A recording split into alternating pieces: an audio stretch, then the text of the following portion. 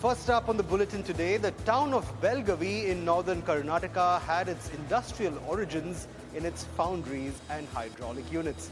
However, over time, the town has seen growth in sourcing of vegetables, fruits, meat, poultry, fish, and its mining and wood production. However, if there's one industry that headlines any mention of Belagavi today, it's the town's aerospace and aviation components production activity. The town manufactures 4,500 critical and unique aircraft components catering to big-ticket OEMs in aviation, including the likes of Boeing, Airbus, Bombardier, and more. Now, a big part of this production spurt is Aegis Aerospace, whose 250-acre SEZ in the town has turned out to be the sole supplier to several aircraft components, like over a quarter of the landing gear used by the Airbus A320 and Boeing 737 fleets. Now, as India targets occupying 10% of the global aerospace supply chain by the mid-2030s, the company is targeting a growth spurt of its own. To speak to us about Belagavi's growth prospects in this space and how the town is building on its existing production ecosystem, I'm now joined by Arvind Melagiri, Chairman and CEO at Aegis. Arvind, good to have you with us here on the broadcast at South Central. First question, you and Aegis have built a global aerospace hub of sorts out of Belagavi, a tier 2 town in North Karnataka. What convinced you that this could work, and how hard was it to get the global aviation industry to take Belagavi seriously? Arvind.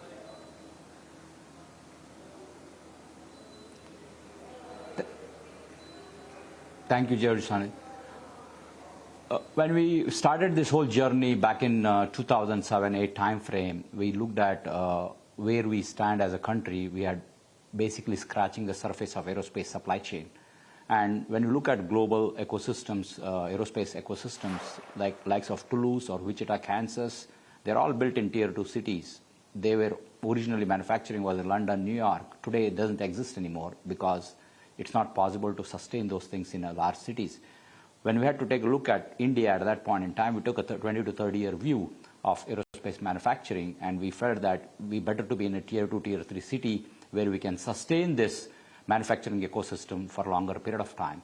And with that in mind, we chose a place like Belagavi because at that time it was called Belgaum, and we chose at that time to build our ecosystem here with a special economic zone, first in the country, aerospace-focused special economic zone, and with the goal of building a first integrated, vertically integrated aerospace ecosystem for components, all the way from going from forging to completely finished assemblies. Today, fast forward 15, 16 years, we are here. We are like critical part of the global ecosystem, civil aviation, Airbus, Boeing, as I said, Bombardier, Collins, Safran, we have parts going out of here. We're a sole source on more than 4,000 part numbers out of 4,500 part numbers we make here. And we continue to deliver on time, in 100% on time and zero defect for over 60 months for several of our customers. So building such an ecosystem was possible because history in India, aerospace did not exist. And we had to build from scratch. We bought a lot of talent from internationally and placed them here and took all the fresh out of school people and trained them to build that. Today, we have a workforce of over 2,000 people doing here, one of the largest machining facility, over 1.4 million hours. So what we laid out in 2007, we knew that we had to build from scratch, and we have executed that. We know that given the time and money, we can execute things, and we took that chance and we built that today, and it's a center of a global ecosystem out of India today. Absolutely. And Arvind, as you speak to us from Belagavi itself, the heart of this investment that you at Aegis have put in, the fact remains, and you know this more than I do, that your company is the only player in India with the entire aerospace value chain under one roof, from forging to final assembly. What is your annual capacity across these components that you manufacture out of Belagavi, and where do these numbers grow from here?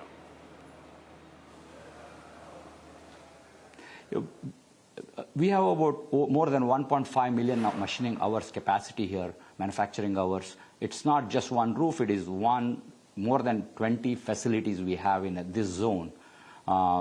and you can see, some of your viewers can see from the videos what's being played. It's an ecosystem. We can bring in a raw material from here, and fully finished products can go out of here, forging, machining, surface treatment, and assemblies. And we do from here, for example, engine spinners, for example, like 40% of the engine spinner for LEAP 1A and B from this location, fully vertically integrated. And we do 7,500 wheels per year for many of the aircraft programs.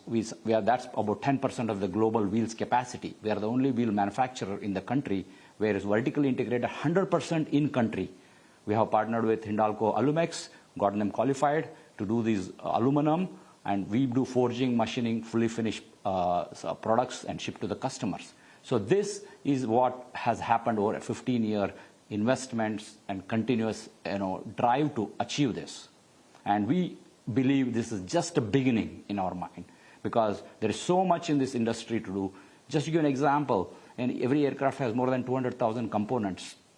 Just doing 4,500 components, what we do today. Imagine the opportunity what we have.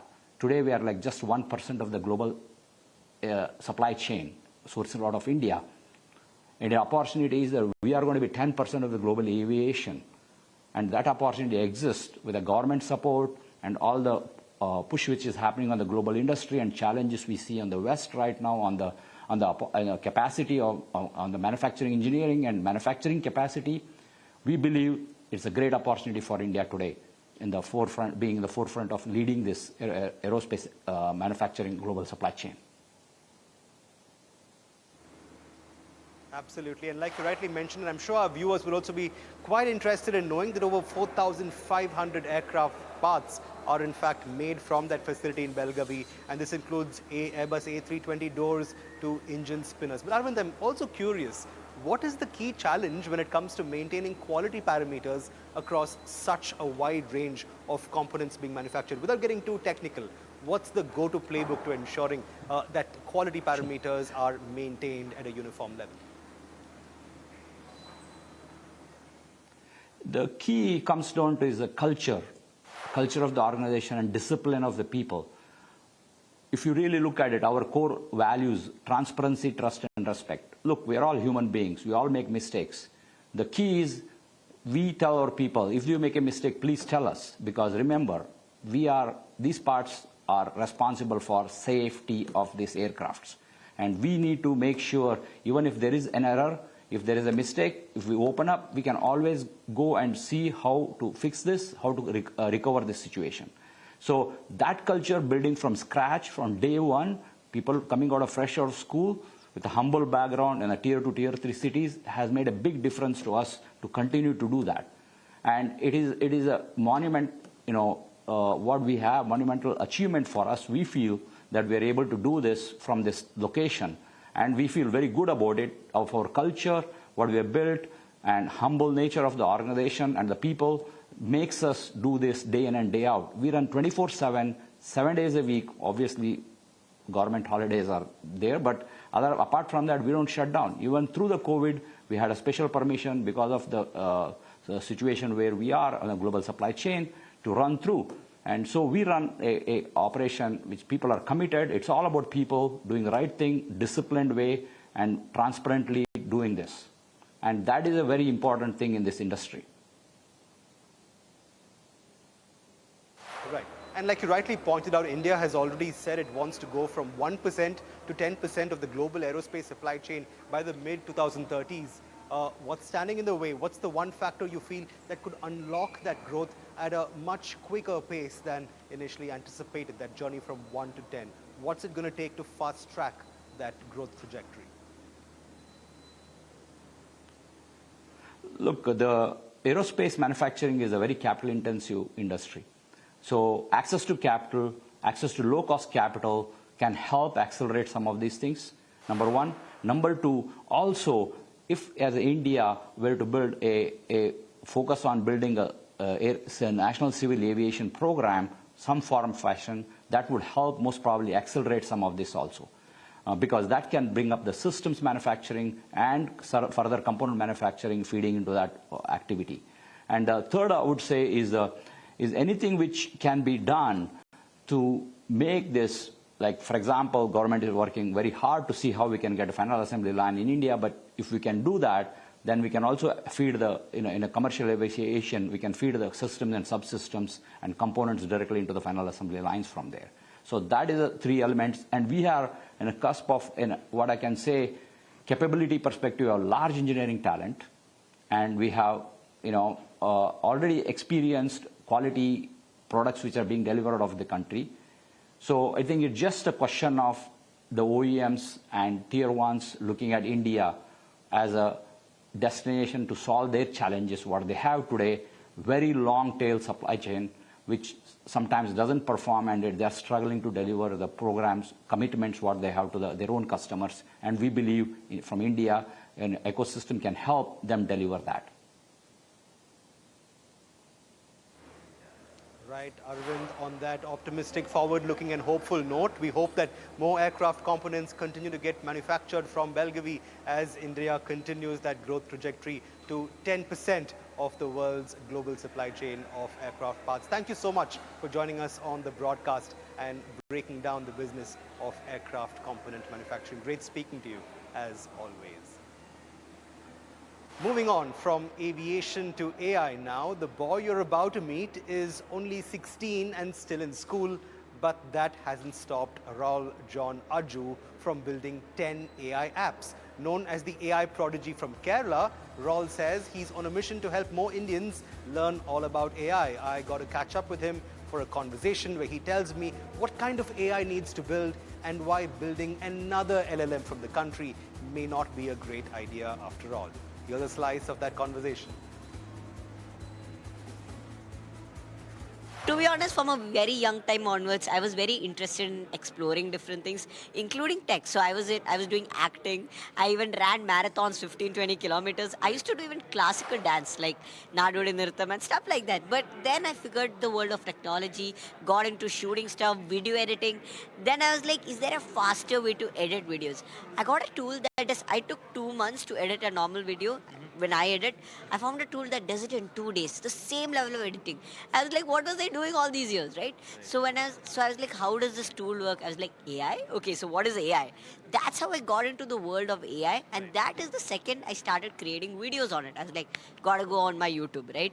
So I was like, so once I did that, I started to promote that video on this app Clubhouse. It's a social audio platform. From there, US, a lot of people I got in touch with. I built my robot after that, and then it just went on from there. But to be honest, I feel it's not just me. I just kept on going, never stopped, never became lazy, even though I am a bit. But I feel that is what's my difference, right? Everyone has the same potential. Every single kid has. What my thing is that they just have to start. Once you start, half the work is done. Right. So. I have to ask you, I've read somewhere that you created 10 AI apps, all of which solve different problems. I know you can't list all 10 and talk to me about them also very quickly. What are some of the big apps that you've managed to build, and what problems do they go about solving that actually go about make a difference to your life and mine? To be honest, it might sound like a PR thing, but to be honest, I want to make the world a better place. Like, seen a lot of things I want to improve. And my company, ARM Technologies, or even my content creation, which I do on my Instagram, YouTube, everywhere, I try to solve problems with the help of AI.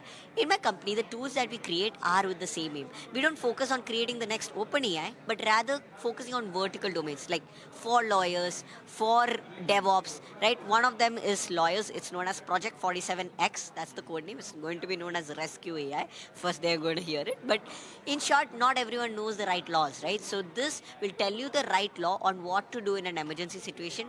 Will tell you what section, like BNS section 303, IPC got changed, right? Regarding theft, 303 is theft. So based on that emergency situation, it will tell you what to do. It will tell you the right law. It will give you the nearest police station. Now, it's not just an emergency kind of bot, like AI bot. There are safety check-in features. For example, you're feeling a little scared during walking through a hallway or somewhere like dark night. So in 30 minutes, there is safety check-in, right? So in 30 minutes, it will tell you what steps to, like not what steps, kind of a safety check-in. So you can set it up in 30 minutes. It will kind of reach out to all your emergency contacts, share them your live location. So if something happened to you, so you can have that relief of mind. We connect you to a lawyer when in need. It drafts you contracts. You can upload a contract to it, and it automatically automatically once you upload, it will tell you what are the recommended changes, and it will tell a lawyer how to win a case based on previous cases. That data is public. I can just keep on going, but I want to stop right now. No, and this is quite a clear indication of the kind of work that you've been doing in AI, Rol. But very quickly, since I'm asking most AI engineers this question today, what are some of the key problems that need solving with the help of AI insofar as India is concerned? And what's the solution to getting there? So I always say India should not join the AI race right now. It should create its own race, because that's what I believe. Like, we overall skip the whole computer thing right to the phone, right? We should do that. We should be the innovators, not the followers in this generation. I'm just saying buzzwords, but in short, so right now there's a big problem where OpenAI, they have 800 to 900 million customers. Do you know how much of them pay? Less than 10 million, right? Or take, like, so that is how many people that pay. Or let's take Claude, right? One of the other biggest AI tools out there. They have only 3 million active users, and they're one of the biggest, right below OpenAI. 3 million active users, and most of them don't even pay for their subscription, right? So everyone is building the next AI product, but is it even profitable, right? That's what we have to focus on. It's not like the SaaS, like subscription as a business and stuff. It's totally different, and we have to focus something related to that, right? We should have an AI that's more vertical, not try to do the next ChatGPT, because it actually, to be honest, just wastes money, right? So yeah, right now there's a whole bubble which is going to burst, so we have to be careful. But so that is why I feel we should try to do the old boring job with AI. Well, when I was 16, I was probably playing a bit of basketball and doing everything that every other 16-year-old was. Definitely not AI. So a prodigy there without a doubt. But moving on, but sticking with AI, the emerging tech is no longer an option, but a necessity. That's the word coming in from Chennai-based SaaS firm Kissflow's CEO, Suresh Sambandam.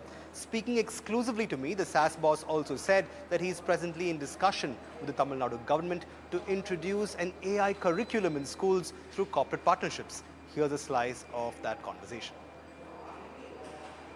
I can't imagine a world living without internet. So because internet has become an essential tool for us to even survive. Not just survive, but also acquire knowledge, learn information, keep up to date, something like that. So computer and internet together, which is laptop and internet together, and the mobile together, it's killing the information divide, knowledge divide. AI is also going to kill the education divide. That is why I truly believe there has to be an AI education policy that starts at even 6th standard level. Like middle school level onwards, right?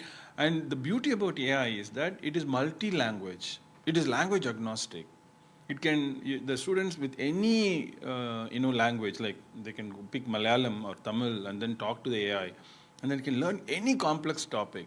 And you can say something simple as, explain to me as if I am a 3-year-old or a 5-year-old, and AI will redo the content, like explain E is equal to MC square, as if I am a 5th standard student. Right. And it can take such a complex topic, break it down and explain it to you in your own mother tongue. Now, who can do that? There is no other teacher in the world I can imagine who can do that. Right. Dynamically customize the language, dynamically customize the content, and still be accurate and relevant. Absolutely. And in that same vein, I also want to bring you up on discussions you've had, I believe, with the Tamil Nadu government in terms of introducing this in school curriculum. Could you throw some light on that? Tell me how those discussions began and where they're at this stage? Meaning, it's a little premature. This is one of the things that I've been continuous conversation. I cannot reveal names right now, but I've been working on behind the scenes, bringing AI for education at the school level, which means we need to partner with some of these companies, right? Because we don't have the technology, but then the technology we have to partner with some of these companies and then bring it to the students and to colleges. So 6 to till you think about year plus 4, right? Like engineering means 4-year program. So it's a huge spectrum. So basically 6 years plus 4, 10 years of education can be covered using AI. That's the big opportunity for us. Right. And how forthcoming I know it's initial discussions, but how forthcoming have our policymakers been in terms of embracing this as part of our curriculum? Very, very. Actually, for us, my interactions with the Tamil Nadu government has always been very positive. I don't know whether I'm lucky. See, I'm as skeptical about a government like you are, or anybody. As a common citizen, we are all skeptical about government, right? I am same person. But for me, luckily, my interactions have been really positive. So when I talk to somebody in the government, somebody in planning commission or somebody like that, immediately there is a response. I get people coming along with me to meet. We made one US trip to one AI company. And I was already in the US, and somebody from planning commission came. We met the CEO. We had a 1 hour conversation. It just happened. No red tapeism, no bureaucracy, nothing. It happened so fast. Right. So maybe I'm just being a little lucky here. I don't know. Perhaps you are. But you spoke about partnerships being so crucial and perhaps imperative to this goal if it does come about. In what aspects do you feel partnerships with India Inc. or Global Inc. Is pretty much the need of the hour? Which areas do you feel our academics need to partner with corporate entities to ensure that AI is part of school curriculum? To start with, the AI, there are two aspects in education. One is providing the raw pro version of the LLMs. Because the basic version can hallucinate a lot. But the reasoning version is costing $200 or $20 to $200, depends on which version you take. So that is actually, hallucination is very less because it has a reasoning model built in. So we are giving to the students, we want to give the pro version, which means it is education population in Tamil Nadu, you're talking about 20,000 crores. I don't think we have the budget. So we need to really partner with these multinational companies who have the technology and who can give it to them. So that is one. The second one is AI does not yet have, there are some companies which have structured.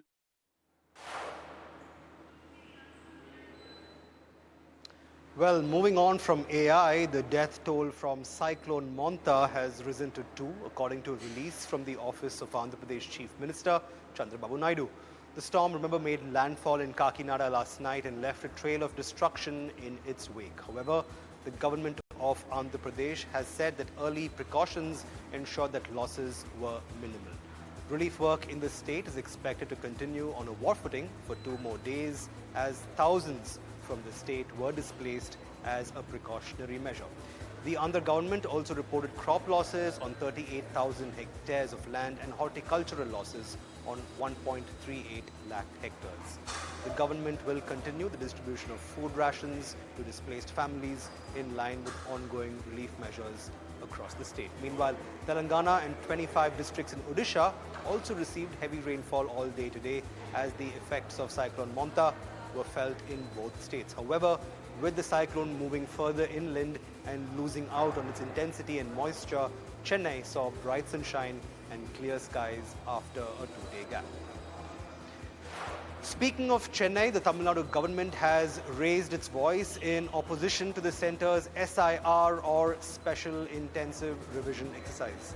The DMK government in the state has now called for an all-party meet on November 2nd to unify the state's opposition to the union's apparent move to weed out fake voters. Tamil Nadu Chief Minister CM Stalin has called the SIR exercise as impractical, singling out the centre's decision to carry out the exercise during the monsoon months and barely a few months before polling begins in Tamil Nadu. Remember, the SIR rollout is due to take place in 12 states starting next month, and this includes poll-bound ones like Tamil Nadu, Kerala, and West Bengal. Meanwhile, opposition parties in Tamil Nadu like the PMK and AIADMK, both of whom are in alliance with the BJP, have supported the SIR rollout, thereby falling in line with the BJP's stance on the exercise.